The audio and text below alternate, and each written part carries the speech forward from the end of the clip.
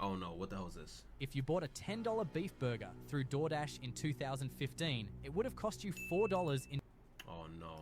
We're gonna learn more about inflation right now.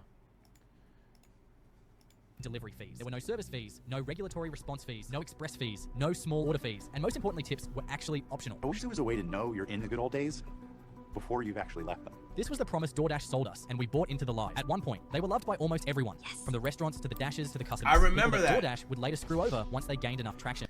Look, I feel like every company does that. When they're first starting, they do this shit where they make you love them and then they start making you hate them. That's Chipotle for me. I remember when Chipotle was first coming out in NYC, chat. When I tell y'all, the serving sizes that they used to give when they first came out was hefty. I remember like when I used to order a burrito in Chipotle back in the day, bro, that burrito was so fucking fat.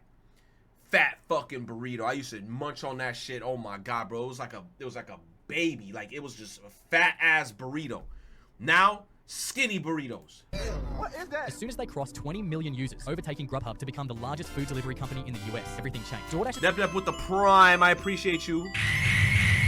priorities shifted from convenience for the customer to market control for the shareholders, and the effect of this shift started with the restaurants they once prided themselves in serving. We pay too much in commission. At one point, DoorDash became so aggressive with their business practices that they began threatening restaurants with financial penalties into signing exclusive deals with their apps to stop competitors like Uber Eats from expanding, according to a recent that's lawsuit. crazy. Restaurants they once pledged to serve had now become a pawn in one big game of Monopoly. By this time, it was no longer about who had the best service for customers and restaurants. It was about war, food delivery war, and restaurants were the first losers. It's important to know that DoorDash isn't the only culprit here. Grubhub, for instance, was caught buying domain names of They better not show me. They better not show me with my flip-flops, I swear. all restaurants they worked with so that those restaurants couldn't get their own business online, basically forcing any restaurant that wanted to get business via people Googling them to work with Grubhub. And because Grubhub controlled access to millions of customers through their apps, they Don't held do it. significant leverage, Don't allowing do them it. to force restaurants into unfair arrangements that prioritized Grubhub's profits over everything. And that is exactly what Grubhub is. Delivery apps could mark up food prices by outrageous margins, while the restaurants doing the work were hit with steep commission fees. I'm talking 30% of the total order value of a meal goes to the delivery companies at the expense of the business already running on thin margins. In Wall Street Journal's assessment of the issue, they found that restaurants were better off selling in stores than using delivery apps that ate up 40% of their margins. That's The crazy. price of convenience. As a result of these actions, many restaurants are left with the choice of either raising prices to survive or going bankrupt. And if you've ordered food lately, you know which side they're picking. You know, it's supposed to be cheap. True. Taco Bell, bro. I remember the Taco Bell crunchy tacos were no cap like $1.30, $1.50. Now every time I go to Taco Bell, a crunchy taco is like $2.50, almost $3. And I'm like, why are the crunchy tacos? I'm not even getting a Supreme. I'm just getting a regular crunchy taco, bro. Mad expensive now. I remember like the time when Taco Bell, bro, you used to order like 5, 6 crunchy tacos, and that shit was only like $8, bro. You used to feast in Taco Bell. You can't now. You said I just ordered Dunkin' Donuts from DoorDash. Oh no, Dunkin' Donuts at this time? I can't lie. If I also order something from Dunkin' Donuts right now, it'd probably be a sausage, egg on a freaking sausage, egg on a bagel, cause I want to be big back, and I get a Boston cream donut. Quick and an easy option. Even after accounting for inflation, it now costs Man, significantly let's more to not order talk delivery about the than it did delivery even price just when five- ordering from Five Guys. Yes, I can imagine. Five Guys already as is expensive. Now imagine a delivery fee for Five Guys, and then you got a tip, bro. $30 for a meal in Five Guys plus delivery fee plus tip. You spending about $40, $40 to $43. You said Chinese plates used to be huge back in the day. Yo, I ain't gonna lie. This is just a Chinese spot near my house. No cap. No cap. Hold up. This Chinese lady, every time she see me, I've never seen a Chinese lady, every time she see me, she be cheesing, bro. And then sometimes I'll be like, is she just being nice or is she low-key flirting? You said she hungry? Nah, because look, when other customers are in that bitch, she straight-faced as a motherfucker. They come in, they be like, yo, man, let me get some chicken wings with some fried rice. She be like, okay. Retro that one dude in the car with the box of donuts. Yo, I'm gonna fuck this. I know exactly what you're talking about. That one dude in the car with the box of donuts, he's like, yo, I'm about to fuck this. Yo, every time I come into that Chinese spot, bro, and she in the back, she be looking dead at me, and she be like on some I don't know, like she be straight up like, and then she like runs up to the front and she's like, how are you? Like mad, like cheesing, and in my face I be like, is she just being nice, or is she flirting? Should I flirt back? Like sometimes I'll be like, like I don't even know what to do. Like what am I gonna do? But everybody else that be going in there, I swear, bro, she be straight face as fuck. You said how old is she? I don't know, bro. She might be like late 30s, maybe early 40s. But I think she kind of cute. I think she kind of cute. And it's crazy too because sometimes I be calling the store, and the second I be calling the store, she already know what my order is. I'll be like, ring. Second I pick up, she be like, how are you? She be like, you want the white rice with the chicken broccoli, right? I say, yeah. And she be like, okay, I see you. Bye-bye. Yo! Oh my God. Yo! I'm dead ass, bro. I'll be like, let me get that white rice, chicken broccoli. You already know what I want. You said it comes with egg what? No. I want no egg what? No egg rolls.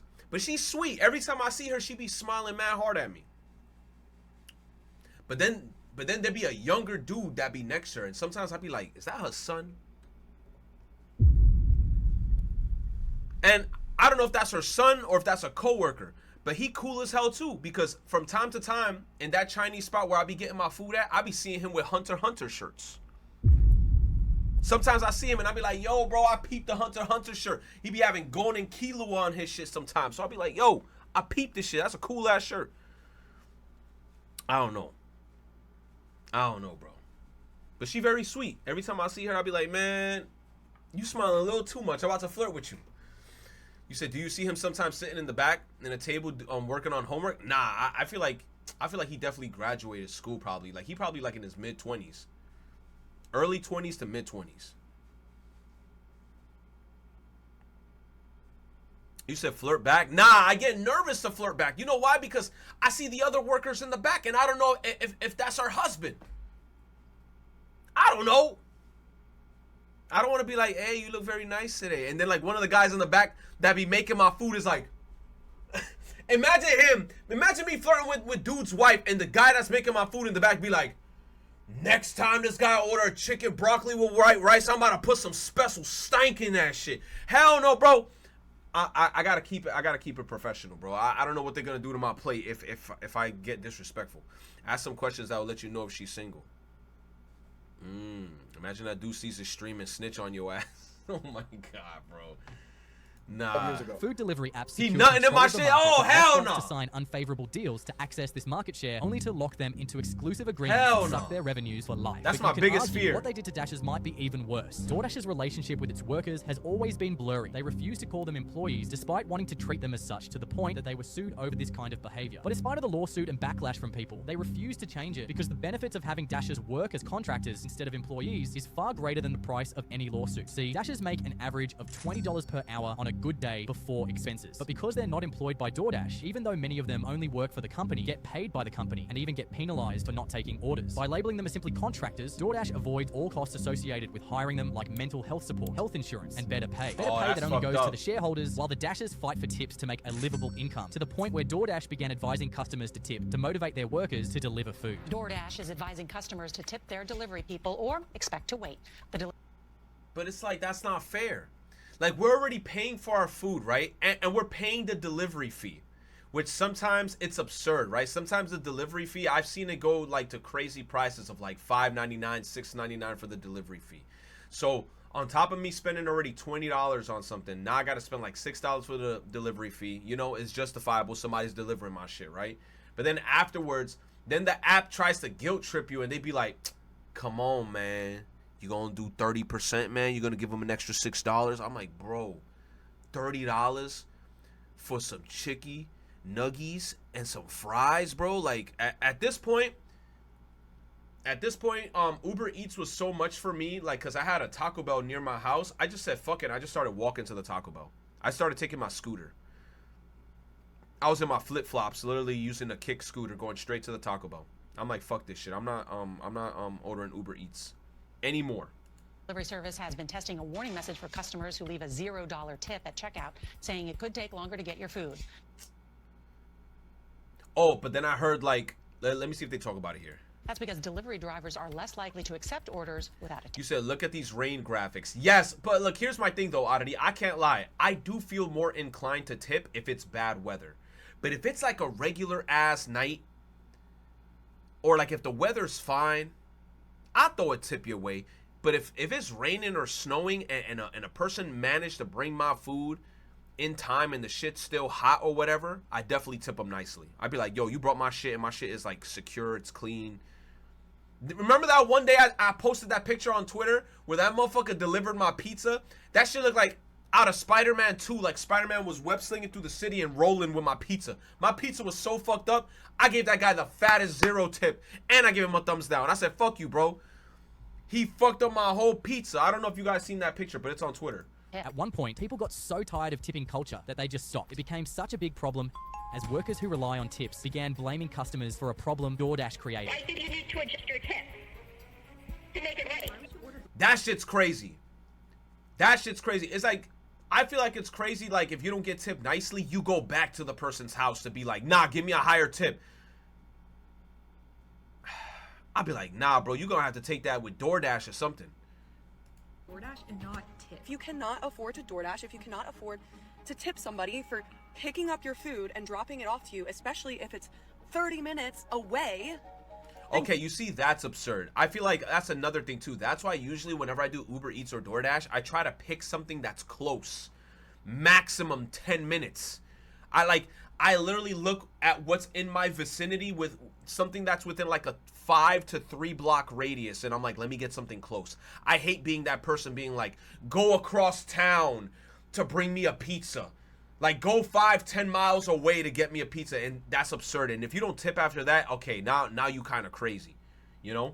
Get in your car, don't be lazy, get in your car and go get it yourself. But in reality, none of the parties were to blame for this. In fact, the main culprit was busy using tips by customers to subsidize their pay. In other words, if a Dasher was going to make $6 off an order and then you tip them $5, they'd still make $6, but your tip just came out of what DoorDash was going to pay them. After receiving a lot of That's backlash crazy. for this model, they introduced a new system that allowed drivers to earn 100% of their tips. All it took was hundreds of headlines calling them out to come to this realization that stealing their workers' money was bad. It got to a point where the job that was supposed to help people survive when they had no job became worse than having no job. Astar DoorDash Flame took the says he unemployed, never milked them tips. to a point where earning Yo, speaking of never tipping, bro, my cousin used to make me die laughing when I was a kid.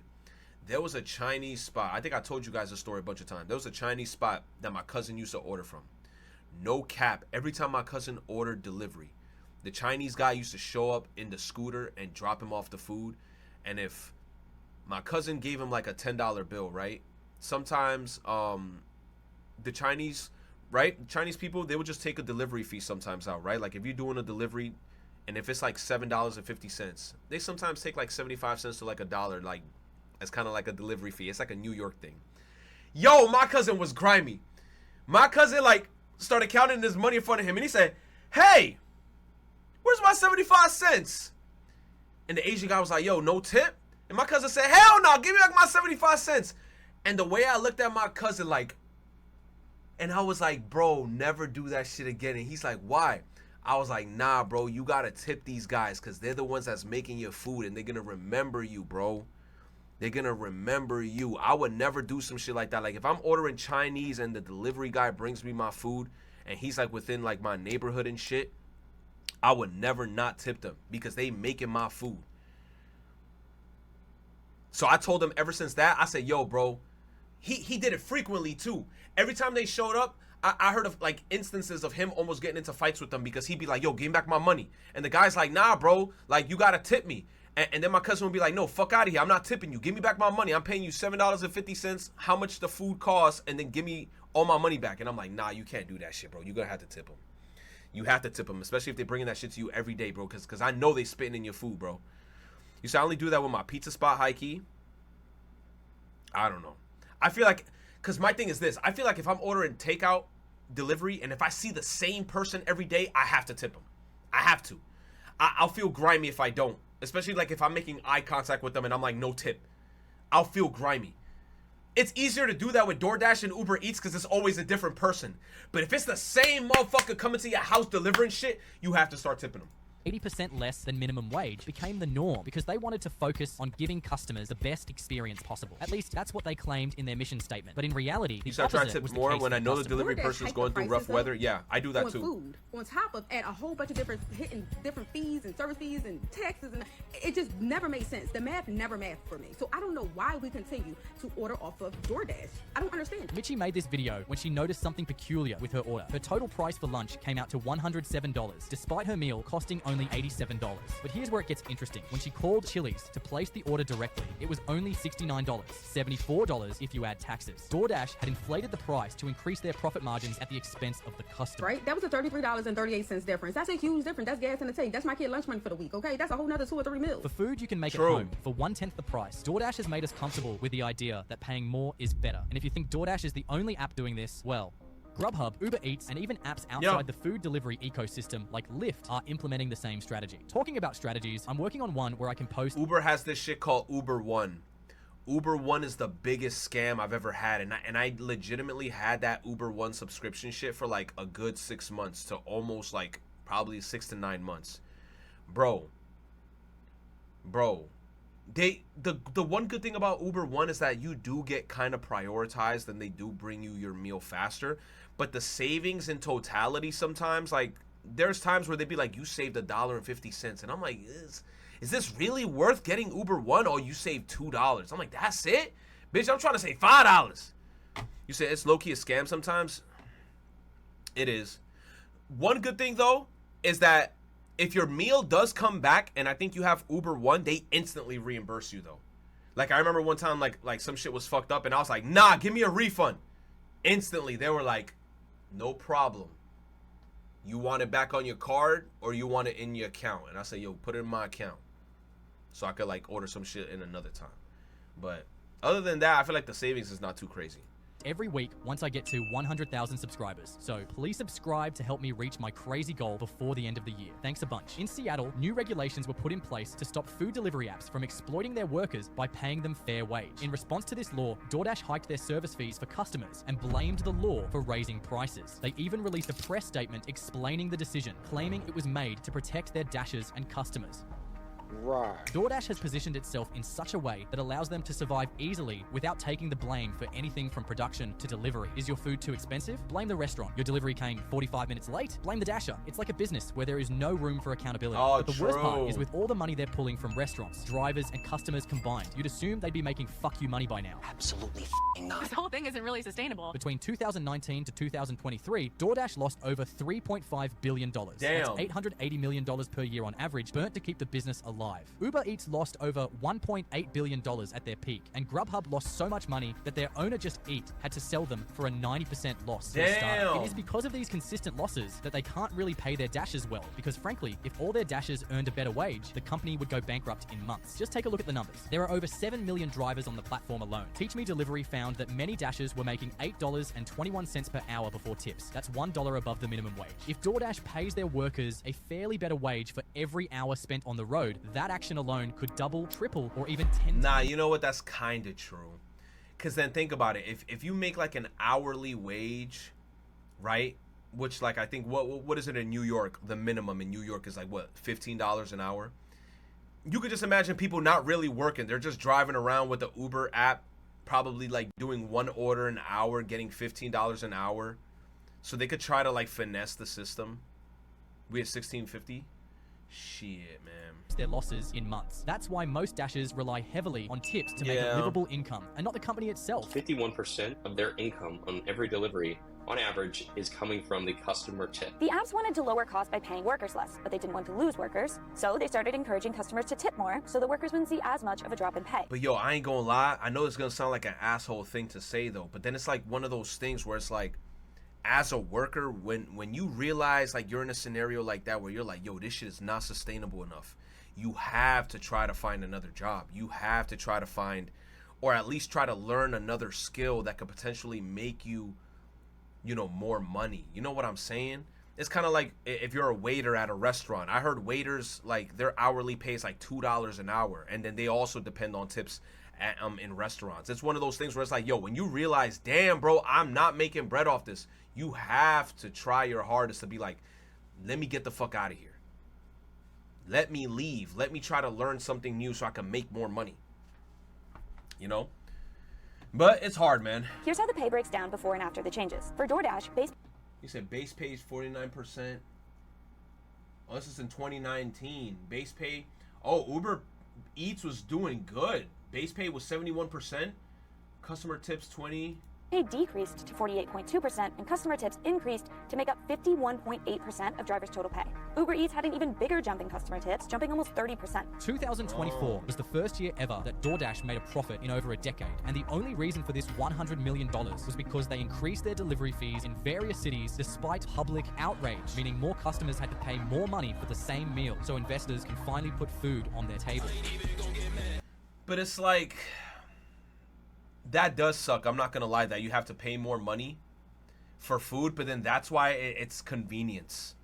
It's convenience overall. That's why, like I said, it's better off to just walk or I mean drive your car. If you don't have a car, take your bike.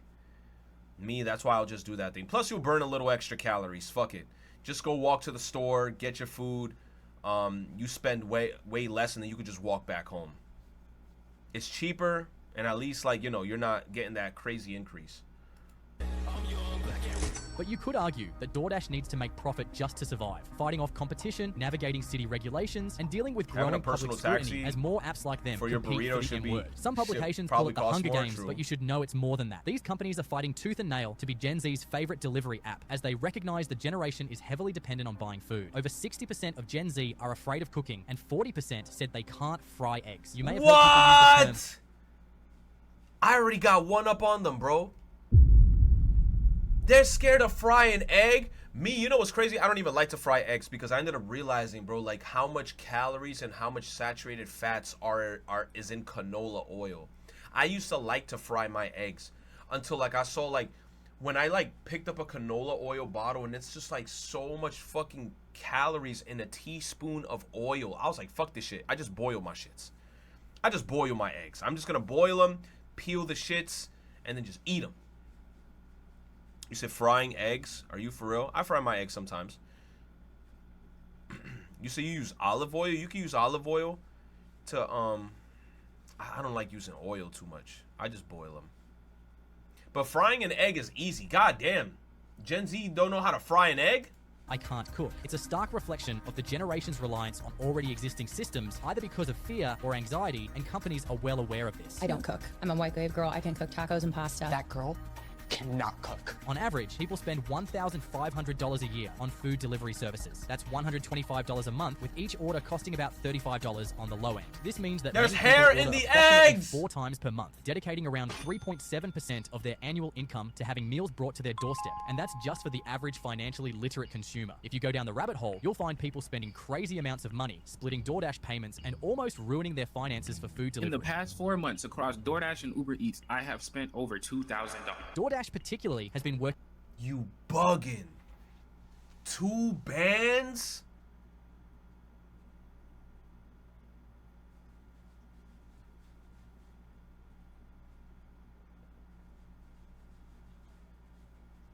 That's insane.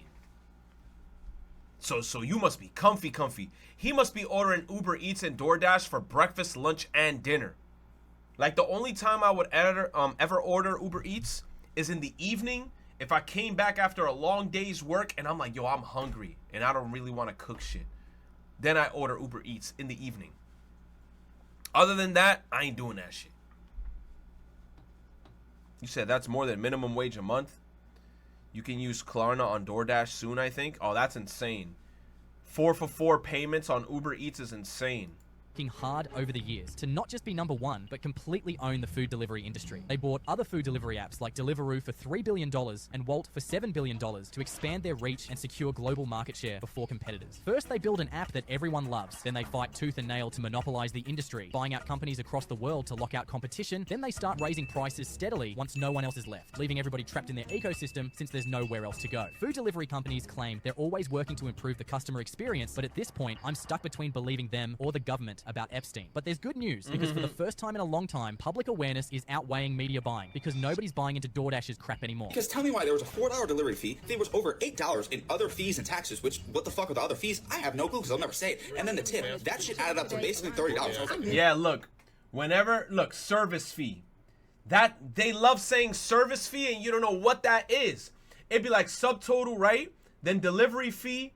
You see, look, minus $3.99. The delivery fee is not $4, it's 99 cents. So you thinking, damn, bro, I don't even got to give that much for the delivery fee. Then they hit you with the service fee. Why is the service fee $13? Then the taxes is $6.